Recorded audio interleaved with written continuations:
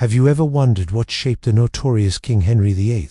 Before the 6 wives and the break with Rome, there was a woman who defined his world, only to be tragically torn away, leaving a wound that would fester for a lifetime.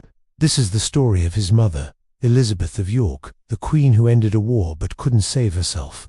Born into the heart of a storm, Elizabeth was the daughter of King Edward IV. Her childhood was not one of fairy tales but of brutal conflict. As the Wars of the Roses raged across England, pitting her family, the House of York, against the House of Lancaster, the White Rose of York was her symbol, but the throne it represented was anything but stable. Her world shattered when her father died suddenly. Her 2 younger brothers, the rightful heirs to the throne, were taken to the Tower of London by their own uncle, Richard, Duke of Gloucester, who then declared himself King Richard III.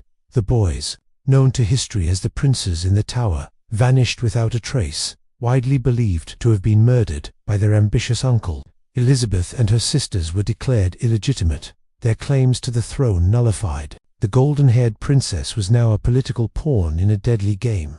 Richard III, seeking to solidify his shaky claim, even considered marrying his own niece, Elizabeth. But Elizabeth and her mother had other plans. They saw an opportunity for vengeance and, more importantly, for peace. They forged a secret alliance with a distant Lancastrian claimant across the sea, a man named Henry Tudor. The deal was simple. If Henry could defeat Richard III and take the crown, he would marry Elizabeth, uniting the warring houses of York and Lancaster once and for all. Elizabeth's public rejection of Richard and her covert support for Henry Tudor were crucial. It swayed the loyalty of many powerful Yorkist supporters, who saw the marriage as the only path to end decades of bloodshed. The stage was set for a final, decisive confrontation. At the Battle of Bosworth Field, Henry Tudor's forces clashed with Richard III's army. In a pivotal moment, Richard was slain, and Henry Tudor claimed the crown, becoming King Henry VII. The Wars of the Roses were finally over, but the promised fairy tale ending didn't happen right away. Henry VII, ever the shrewd politician, had himself crowned king first, establishing his right to rule by conquest, not just by marriage. He delayed the wedding, making it clear that he was the power, and she was his consort. Yet, when they finally married, what began as a political necessity blossomed into a surprisingly genuine partnership. Their union created the powerful Tudor Rose, a symbol of a newly unified England. Elizabeth proved to be more than just a beautiful queen. She was intelligent, gentle, and politically astute.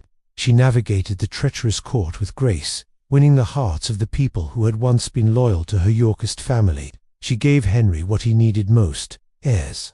Their firstborn, Arthur, Prince of Wales, was the hope of the new dynasty. Then came Margaret, Henry of the future. Henry VIII and Mary, Elizabeth, redefined the role of queen consort. She was a devoted mother, but also a key political advisor to her husband. Her presence calming the lingering tensions between the old rival factions. Her court was a center of culture and learning, a stark contrast to the brutal warfare that had defined her youth. But tragedy was never far from the Tudor court. The greatest blow came when their eldest son and heir, Prince Arthur, died suddenly, just months after his marriage to Catherine of Aragon. The future of the Tudor dynasty, once so secure, was thrown into uncertainty. The grief was immense for both Henry and Elizabeth. Their second son, the young, athletic, and charismatic Henry, was now the heir to the throne. Elizabeth poured all her energy and love into her remaining son. She showered the future Henry VIII with an unconditional affection he had never known from his austere and guarded father.